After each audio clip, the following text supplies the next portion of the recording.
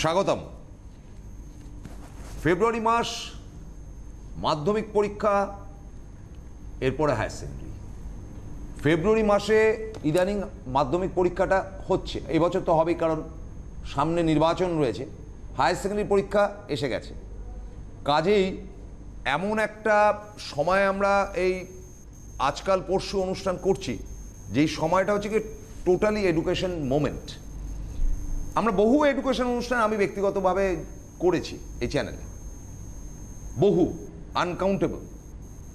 কিন্তু জ্যোতিষ অনুষ্ঠানে বসে এডুকেশন ডিসকাশন একটি অনুষ্ঠানই করেছি। কেন করেছি তার কারণটা হচ্ছে যে ভাই, আমার ইচ্ছে অনেক থাকতেই পারে, আমার মনে হতেই পারে যে আমি বিরাট একটা জাস্টিস হব, কিন্তু তার ধাপে ধাপে উঠে আসার একটা ব্যাপার আছে।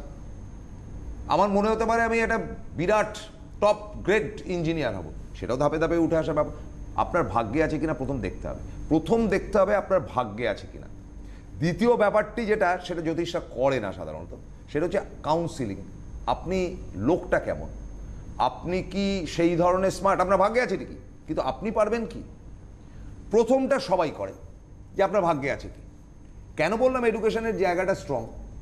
দ্বিতীয় ভাগটি হচ্ছে যে আপনার সঙ্গে কথা বলে, কাউন্সিলিং করে, বা আপনার মার্কশিট দেখে, বা আপনার ডিটেলটা দেখে আমি পালসটা বুঝতে পারবো যে আপনার মধ্যে কি কোয়ালিটি, কি মেটেরিয়াল আছে। আমি বলছি যারা ছাত্রছাত্রী, সেইটি একমাত্র যিনি করেন, আজ বলে নয়, 12-14 বছর ধরে ধারাবাহিকভাবে কত ছেলে মেয়ে তার কল্যাণে আজ এস্টাবলিশড, কেউ দিল্লি, কেউ বম্বে, কেউ বিদেশ, কলকাতাতে তো আছি। তো এই কারণে আমার কোথাও মনে হয়েছে, এবং আপনাদেরও, যে এই মানুষটি এডুকেশনের ব্যাপারে আমাকে সাজেশন দিতে পারবে। তার জন্য যা প্রতিকার প্রতিবিধান দরকার বা যা বুদ্ধি দরকার, সেটা তো কাছে আসলে বোঝা যাবে। কিন্তু অনুষ্ঠানটিও মনোজ্ঞ হয়, তার বাচনভঙ্গি অসাধারণ, দারুণ বক্তা তিনি। তো সুতরাং সরাসরি যে ভাগ্যে না থাকলেও মনের ইচ্ছাতে আমি বিখ্যাত হতে চাই, সম্ভব কি, সরাসরি প্রশ্ন নিয়ে চলে গেলাম আমাদের ভীষণ প্রিয় শ্রী গহনাদির কাছে। নমস্কার, উপস্থিত সকলকে আমার আন্তরিক প্রীতি, শুভেচ্ছা, ভালোবাসা, বড়দের শ্রদ্ধা ও নমস্কার জানিয়ে আজকে অনুষ্ঠান শুরু করছি। প্রথমত আমার ইচ্ছা তো অনেকেই আছে, ইচ্ছা থাকবে, ইচ্ছা শক্তিটা হচ্ছে সবথেকে বেশি বড় কথা।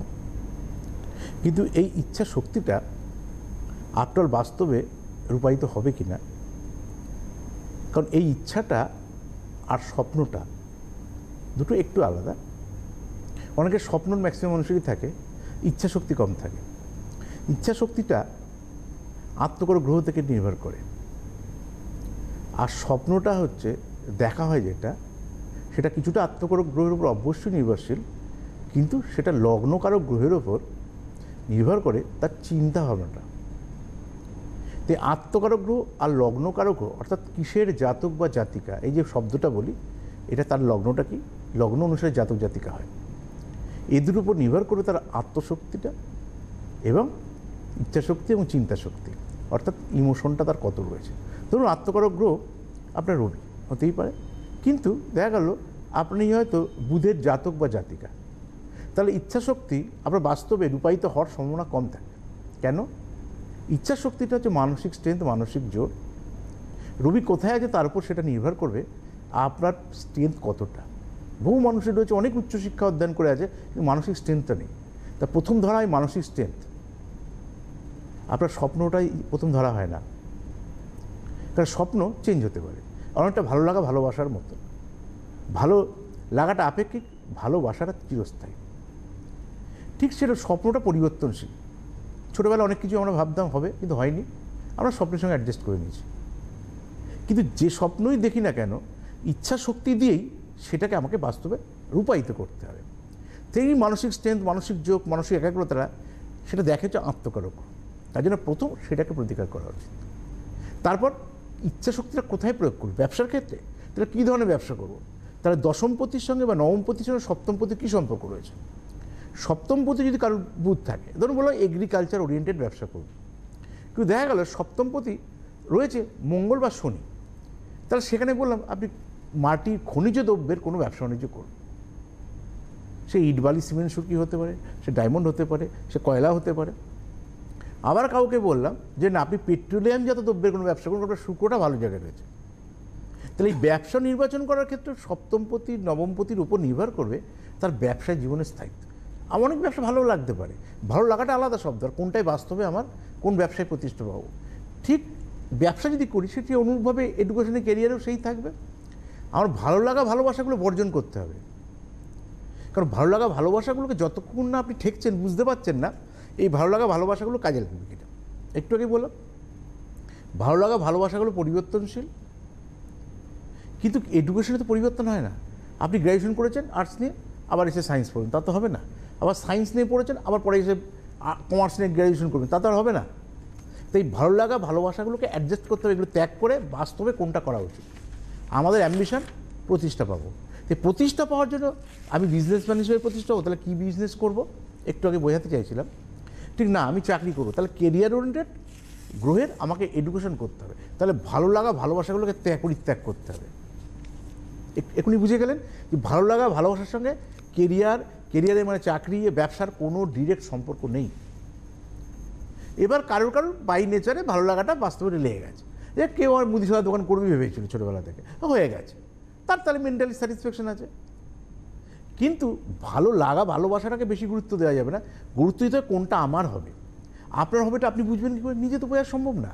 কারণ আমরা সবসময় ভালো লাগার উপর গুরুত্ব দিই। কেন ভালো লাগার উপর গুরুত্ব দিই? কারণ আমি যেটা ভালো বুঝছি সেটা করছি। কিন্তু এই ভালো বোঝাটা আর ভালো হবে কি না এটা গাইড করবেন তো একটা শিক্ষাগুরু, যেটা মাস্টার বলা হয়, জ্যোতিষগুরু যে ভাগ্যের গাইডেন্স দেবে, আধ্যাত্মিকগুরু যে আপনি ওই টার্গেট অর্থাৎ ওই লক্ষ্য আপনি পৌঁছতে পারবেন কিনা সে লিঙ্ক করার জন্য দীক্ষাগুরুর প্রয়োজন হয়। ঠিক প্রত্যেকটা গুরু হচ্ছে অন্ধকার থেকে তাকে আলোতে আনবে। ঠিক সেই অ্যাঙ্গেলে আপনার রাশিটা কি, আপনার লগ্নটা কি, ভাবনা যা খুশি থাকুক, ভাবনাটা ভাবনার জায়গায় রাখুন, বাস্তবে কোনটা হবে কোনটা করা উচিত। আমি সাম্প্রতিককালে কোনো একটা চ্যানেলে লাইভ অনুষ্ঠান করছিলাম, বলি কথা ওর সঙ্গে। আমি লাইভ অনুষ্ঠান ওই জন্য দুঃখে করি না, সিটিএম স্যাটেলাইট চ্যানেল অনেক বড় স্প্যানের, এই ধরনের ফোন ঢুকে পড়বে।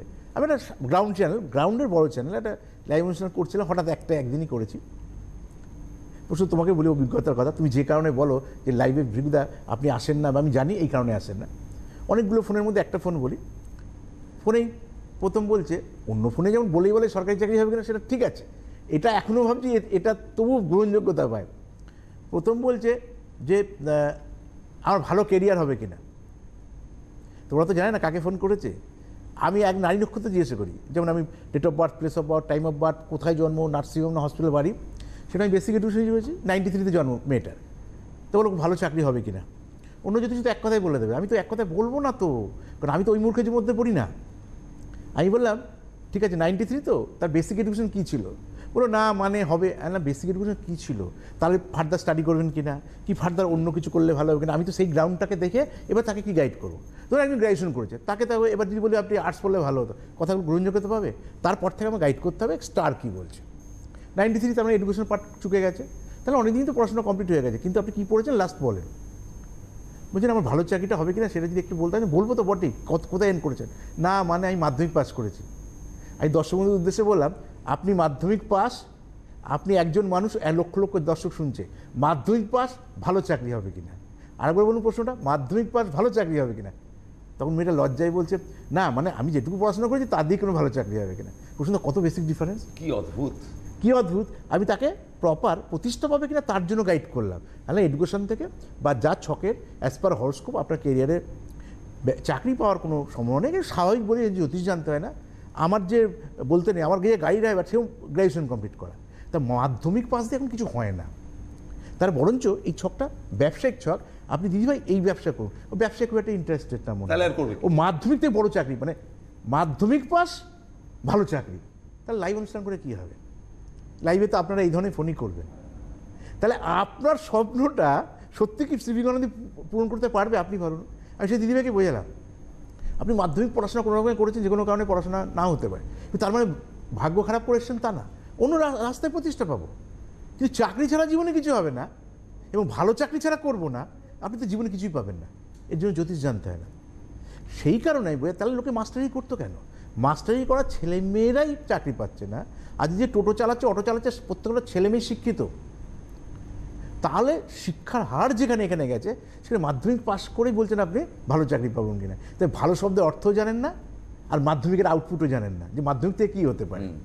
আমি এই অ্যাঙ্গেলে বলছি, এখন যেমন বলি মানে ওয়ান সাইড বলি আপনাদের বোঝানোর জন্য, আর লাইভে যে যার মতন করে একটা বক্তব্য পেশ করতে থাকে, তার মনোপুত হলো না, তার মানে ওই মনোপুত তাকে বলতে হবে এই লোকগুলো কিন্তু সারাদিন একটা জ্যোতিষকে ফোনই করে যাচ্ছে, আমি উঠে আবার একজনকে বলবে সে কি জ্যোতিষী যায় না, সে শোনার আগেই বলবে আপনি সরকারি চাকরি পাবেন, খুব আনন্দের ঘুরবে, জীবনেও হবে। আপনি বলেন না, বেশ থাকতে হবে, যেটা প্রশ্ন বোঝাবার চেষ্টা করি যে ভিগুদা কিন্তু কাউন্সিলিং করে যে আমি লাস্ট ইয়ারে আমি কত পেয়েছি, তাহলে আমার এখন কি করা উচিত, না আমি কমে গেছে, তাহলে আমি এটাকে কী করে বুস্ট আপ করে বাড়াবো। ধরুন আমরা মাধ্যমিকের আগে 10টা সাবজেক্ট, সব সাবজেক্টই পড়তে হবে, তো সব সাবজেক্টে তো 19-20 হবেই, দেখা গেলো কোনো সাবজেক্টে 20 পেয়েছি, তাহলে তার এডুকেশনটা বাড়াতে পারবো না। তাহলে আমাকে অ্যাভারেজ রাখতে হবে, অ্যাভারেজ যেরকম আমাকে পার্সেন্টেজ ওয়াইজও ভাবতে হবে, আমাকে ছকের স্ট্রেংথ অনুসারে ভাবতে হবে, যে গ্রহটা খারাপ সেই গ্রহের প্রতিকারটা করা যাতে সেই ভালো লাগা ভালোবাসাটা সেই সাবজেক্টের প্রতি থাকে। ধরুন আমি ইংলিশ পড়তে ভালোবাসি, দেখা গেলো সে ইংলিশের সঙ্গে তো কেরিয়ারের সম্পর্ক নেই, আমাকে মাধ্যমিক দিতে ইংলিশ বাংলা সব যা যা আছে সবই পড়তে হবে, তাহলে ঠিক আছে পড়ছে যেটা ভালো লাগে পড়ো অবশ্যই। তাহলে এবার যেটা পড়ছো না, ধরো অঙ্ক তোমার অনীহা, কিন্তু অঙ্কটা ফেল করলে, অঙ্কের নম্বর খারাপ পেলে তোমার পার্সেন্টেজ কমে যাবে, কারণ মাধ্যমিকের বেস্ট অফ 5 তারপর উচ্চ মাধ্যমিক বেস্ট অফ 4, তাহলে এই অবধি তোমাকে অ্যাটলিস্ট সব নাম্বার পেতে হবে। তাহলে প্রথম থেকে যেটাই উইক সেটাকে প্রতিকার করলে কি মাধ্যমিকের সাবজেক্টটা ভালো হলো, এবার তাকে সাবজেক্ট সিলেকশনে গেলাম যে কোন কোন সাবজেক্ট নিয়ে পড়লে ভালো হবে। কিন্তু আমরা সাধারণ মানুষ কী করি, যারা আমরা জানি না সাধারণ মা বাবারা, আমরা মাধ্যমিকে ওয়েট করি কোন নাম্বার বেশি পাচ্ছি, যে নাম্বারটা বেশি পেলে সেই সাবজেক্ট দিয়ে সায়েন্স পড়াচ্ছি, আর্টস পড়াচ্ছি, কমার্স পড়াচ্ছি, কিন্তু এটা পুরো চিন্তাভাবনাটাই ভুল। ওর কোনটায় বেশি পেলো না, আগে থেকে কোনটা পেলে ওর কেরিয়ারটা হবে, অর্থাৎ নবমপতি দশমপতি কোথায় কিভাবে আছে তার উপর নির্ভর করে তার এডুকেশনটাকে ইউটিলাইজ করা। স্বপ্নের কথা বলতে গিয়ে আরও একটা কথা বলি, সাম্প্রতিককালে আমি খুব একটা উদাহরণ দিয়ে বলি না, কিন্তু একটা নেগেটিভ উদাহরণ এত খারাপ লাগে বলতে বাধ্য আমি, শুধু একটা না ওই রকম কোয়ালিটির লোক ঢুকে যায়। এখন জ্যোতিষ করতে এসে স্বপ্ন অনেক কিছু নিয়ে আসে মানুষের, কিন্তু স্বপ্ন পূরণের জায়গা কিন্তু ভান্ডার সিবি বনাদি না, আপনার যা আছে তার আউটপুট পাবেন কিনা তার জন্য প্রতিকার করব, কিন্তু আমার স্বপ্ন পূরণের রাস্তা আমার জানা নেই। আপনার জমিটা যদি ঝকঝকে থাকে তার উপরে বাড়ি করে দিতে পারেন, আমি করে দিতে পারি। ফসল না হওয়ার যদি পাহাড়ে গিয়ে যদি চাষ করেন, পৃথিবীর কোনো শক্তি নেই, যত বড় সার দেন তা দিয়ে আপনার ধান চাষ আপনার দার্জিলিংয়ে হবে। আবার ঠিক চা চাষ কোনো যতই আপনি এই তো কল্যাণীতেও চা বাগান বানিয়েছে, সেই চা কি ওই চা হবে? ও শুটিং করার জন্য অ্যাপ্রোপ্রিয়েট। সাম্প্রতিককালে আমি বলছি মেদিনীপুরের একটা ক্লায়েন্টকে দেখলাম, ম্যাক্সিমাম আমার কাছে উচ্চশিক্ষিত ছেলে মেয়ে আসে, স্বপ্ন প্রচুর, মার মাসি এসেছিলেন কাঁথি থেকে, কতটা দূর থেকে কত ঘন্টা এসে বসেছিল, খারাপ লাগছে। ছেলে 9-এ পড়ছে, 9 থেকে 10-এ উঠেছে, অঙ্কে 35 পেয়েছে, স্বপ্ন দেখছে মিলিটারিতে মানে আর্মির অফিসার হবে। জানেন আর্মি অফিসার হতে গেলে এডুকেশনের বেসটা কী থাকতে হয়? এগুলো বলি বলে আমি খারাপ হই, কিন্তু এটা বলছি মানে 5 জনকে বোঝানোর জন্য। এবার যে অঙ্কে 35 পাচ্ছে সেও বলছে আমি আর্মি অফিসার হব, ভাবছে আর্মি অফিসার হওয়া সব থেকে বেশি সহজ, পড়াশোনা লাগে না। আর যে 48%, 50% পেয়েছে সেও ভাবছে ডাক্তার হবো, ডাক্তার না সার্জেন হবে, সেটা বলে দিতে হবে ভিগুদাকে। আচ্ছা আমি বলে দিলাম আপনি সার্জেন হবেন, আনন্দে বাড়ি চলে গেলেন, কী হবে? আপনি গরু কাটতে গেলে ওর প্ল্যান করতে হয়, গরু কাটতেও পারবেন না, এমবিবিএসের চান্স পাওয়া তো দূরে থাকেন, গরু কাটতে গেলে প্ল্যান মাফিক কাটতে হয়, সেটাও পারবেন না। 48% দিয়ে আপনি যদি ডাক্তার হন, ওটা কথা প্রসঙ্গে বোঝাচ্ছে, এগুলো আপনাদের স্বপ্ন। কিন্তু এক জায়গায় দিদিভাই ভুল করে যাচ্ছেন, স্বপ্ন পূরণের জন্য ভৃগুদা নয়, সত্যি যা আপনার আছে সেটা থেকে যতটা আপনার পাওয়া উচিত সেটুকু যাতে অ্যাপ্রোপ্রিয়েট টাইমে পাঠান তার দায়িত্ব আমার। কিন্তু আমি তো আপনাকে কারোর মতন করতে পারবো না, এটা যে বলবে ভুল বলছে। এটা কিন্তু এই লজিকটা একটু বুঝতে হবে, যে আমাকে এসে কেউ যদি বলে, আমি যদি কাউকে বলি ভৃগু আমাকে সালমান খানের মতন করে দিন, শাহরুখ খানের মতন তৈরি করে দিন, কেউ যদি বলে হ্যাঁ দাদা চলে যান করে দেবো, সত্যি কি হবে? এই বাস্তব দৃষ্টিভঙ্গিটা দিদিভাই একটু রাখুন, এটা আপনাদের ভালোর জন্যই বলছি আমি। জ্যোতিষ দেখি না, কোনো দুঃখ নেই, ইমোশনটাকেও ঠিকভাবে কন্ট্রোল করুন। কার কাছে যাচ্ছি, কি করতে যাচ্ছি, কি পেতে যাচ্ছি, তার পক্ষে কতটুকু দেওয়া সম্ভব। তা আপনার চাওয়া পাওয়ার মধ্যে যদি ডিসব্যালেন্স থাকে, জ্যোতিষ আপনাকে কি করে দেবে? তা চাওয়া পাওয়ার সুস্থ চিন্তাভাবনাটা থাকে। আমি বলি বলে মুখ ব্যথা হয়ে যায়, অন্য জ্যোতিষ দরকার নেই। আমাকে বলে আপনি খাটেন কেন স্যার? আমার অনেক ছাত্রছাত্রী বলে যা চাইছে মানুষ বলুন হ্যাঁ হবে, মানুষ খুশি হয়ে বাড়ি চলে যাবে, হলো না হলো তখন তো পৃথিবী ছেড়ে চলে যাবেন। আমি বললাম না, 36 বছর এক জায়গায় দাঁড়িয়েছি, তোমার সাথে আমার বেসিক এই ডিফারেন্স। 36 বছর একটা প্রফেশনে একটা জ্যোতিষকে দেখান তো, 36 বছর একটা প্রফেশনে দাঁড়িয়ে আছে স্টিল নাও। এবং আমি যখন পৃথিবী ছেড়ে চলে যাব, আমার পরের জেনারেশন, আমার সন্তানদেরও এই জ্যোতিষের এই জায়গাটাকে ছেড়ে যাব। তাহলে আমার যে ক্লায়েন্ট বেস, আমার যে, আমি যদি পজিটিভ তথ্য তাদের কাছে না দিতে পারি, তাহলে এই প্রফেশনে এতদিন থাকতাম না। 2006 থেকে প্রসন্নদা বলে 12-14 বছর শুধু স্যাটেলাইট হলো। আর আমাদের এই চ্যানেলটা যখন কেবিল ছিল 99 সাল থেকে, প্রসন্নার সঙ্গে আমার 19 বছরের বন্ধুত্ব হয়ে গেল। আর জ্যোতিষ জীবনে তখন পেপার প্রথম ছিল আমাদের হ্যান্ডবিলে, তারপর হলো পেপার, তারপরে ইলেকট্রনিক্স মিডিয়া অনেক পরে এসছে। তাহলে এই যে পরবর্তীকালে আমার জেনারেশনটা, আমি যদি আউটপুট হয়, আমি যা বলে গেছি সেই সত্যতা যদি মানুষের থাকে, আজ যাতে ছোটোবেলায় কুস্তি করছি, তারাই তো একসময় গ্র্যাজুয়েশন করবে, আমি হয়তো পৃথিবীতে থাকবো না, আমার সন্তান সেগুলোকে অপারেট করবে। তারা ওই আমার জেনারেশনকে খুঁজবে যে ভিগুদা এত সালে এত বছর আগে কিন্তু বলে গিয়েছিল আমার সন্তানের এই হবে। তা ভিগুদার জেনারেশনে কে আছে? ভিগুদার জেনারেশনে ভিগুদার এই সন্তানটা রয়েছে, তাই তার কাছে যাই, এই বাবার গাইডলাইনটা ওনার হাত দিয়ে পাবো। সেই কারণে আমার ছাত্রবন্ধু বলুন, দর্শক বন্ধু বলুন, অন্য লোকের সাথে আমার একটু বেসিক ডিফারেন্স আছে। তাহলে আমি এই চর্চাটা করছি তো ভালো লেগে, ভালোবেসে। প্রফেশন রোজগার করতে তো মানুষ অনেক কিছু পথ অবলম্বন করতে পারে, ওর জন্য ভাবছি না। আমি তো কোনো একটা মুদি সোয়ার দোকানে করতে পারতাম না, নাকি আমার শোরুম করার একটা ক্ষমতা নেই? আমি যে কোনো একটা ডিপার্টমেন্টাল স্টোর বানাতে পারি, একটা মোবাইলের শোরুম করতে পারি, একটা ইলেকট্রনিক্সের শোরুম বানাতে পারি। ভাবিনি। ক্লাস 7 থেকে জ্যোতিষ করছি, এটাকে ভাবি। 83 সালে, আপনারা জানেন আমার লাইফ স্টোরি সবাই জানেন, 83 3রা মার্চ আমার হচ্ছে জ্যোতিষের জন্মদিন কলকাতায়। সেখান থেকে আজকে কত বছর হয়ে গেল আপনারা গুনুন। যারা সেই 83 সালের দর্শক, তারাও আজকে আসছে, তাদের নাতিপুতি বড় ছোট, তাদের পুষ্টি আমি করছি এখন। আমি জানি একসময় থাকবো না, বলে ভিগুদা এমন করে দিয়ে যান যাতে পরবর্তীকালে আপনার জেনারেশন থাকলে তারা গাইড করতে পারে আমার সন্তানকে। তাহলে আমি সন্তানদের, ছাত্রদের শেখাই ঠিকই, আধুনিকতা তো আমি আমার সন্তান ছাড়া কাউকে দিয়ে যাবো না। টেকনোলজিটা বহু আমার সন্তান সিটিভিএনে রয়েছে, আপনারা তো জানেনই, সিটিভিএনে আমার বহু ছাত্রছাত্রীরা রয়েছে, বহু চ্যানেলে রয়েছে সারা ভারতবর্ষে। একটু কথা শুনলেই বুঝবেন, উল্টোপাল্টা, অন্তত অ্যাটলিস্ট উল্টোপাল্টা কথা বলবে না।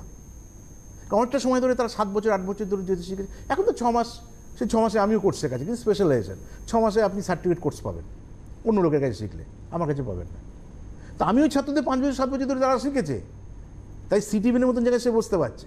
আর তাদের রুচিবোধ, তাদের কথা শুনলে বুঝে যাবেন এই স্যারের সঙ্গে একটু মিল আছে, উল্টোপাল্টা কথা বলে না, বলবে না তো উল্টোপাল্টা কথা। শিক্ষার পরিকাঠামোটা যেখান থেকে হবে, তার আউটপুট তো সেরকমই বেরোবে। আপনি যদি সন্তানদের পরিবেশ ভালো দেন, আপনি পরিবেশ দেওয়ার উপর তো নির্ভর করে তার বাচনভঙ্গি, তার অ্যাক্টিভিটিসটা, তারপর তো তার রাশিলগ্নের উপর ভ্যারি করে সেটা। ঠিক সেই পয়েন্টের ভিতরে বোঝাতে আছে আপনি কি স্বপ্ন দেখছেন, সেটা ত্যাগ করে বাস্তবে কি চাইছেন, সেটা হবে কি না, ইয়েস অর নো। না হবে, হলে কিভাবে হবে, কতদিনের মধ্যে কি প্রতিকার করতে হবে। অঙ্কে 35 টাকায় 50 করতে হবে কিনা জিজ্ঞেস করছে না, কিন্তু ছেলে তো পড়ে নাই। তা না পড়ার জন্য কি গ্রহ নিচস্থ ছিল, শুক্র নিচস্থ, রাহুযুক্ত, কী হবে আমার ছাত্ররা বলতে পারবে। শুক্র রাহুযুক্ত হলে স্বপ্ন কোনোদিন বাস্তবে রূপায়িত হবে না। শুক্র হচ্ছে ইমোশন গ্রহ, সেটা রাহুযুক্ত, নিচস্থ কোথায় কন্যায়। সাম্প্রতিককালে দেখলাম বলেন ছকটা মুখস্থ।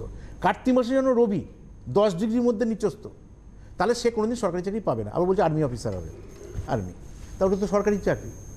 এবার শনি কোথায়, কর্কট থেকে কি লেট সাকসেস। তো যে সময় লেট হয়ে যে টাইম যাবে, সে সময় চাকরি বাকরি জীবনেও পাবে না। তার মধ্যে 7টা ঘর ফাঁকা, 7টা ঘর ফাঁকা থাকে, একদিকে কালসর্পযোগ, একদিকে কে নতুন যোগ। আমি বোঝাতেছি, আমার ছাত্র বন্ধুরা বুঝতে পারো যে স্যার কী আঙ্গিকে বলছে। মানে এই ডাইমেনশনের সে স্বপ্ন দেখছে 9-এ 35 পেয়ে, সে ভাবছে আমি আর্মিতে ভালো পোস্ট হোল্ড করবো, ভালো চাকরি বাকরি করবো। এই যদি স্বপ্ন হয়, স্বপ্ন নিয়ে আপনি বাড়িতে ঘুমিয়ে থাকেন। প্রশ্ন আমি একটু চট করে বলে দিই, ফেব্রুয়ারিতে মোটামুটি শেষ হয়ে গেল, মার্চে ভৃগুদাকে কোথায় কোথায় পাওয়া যাবে।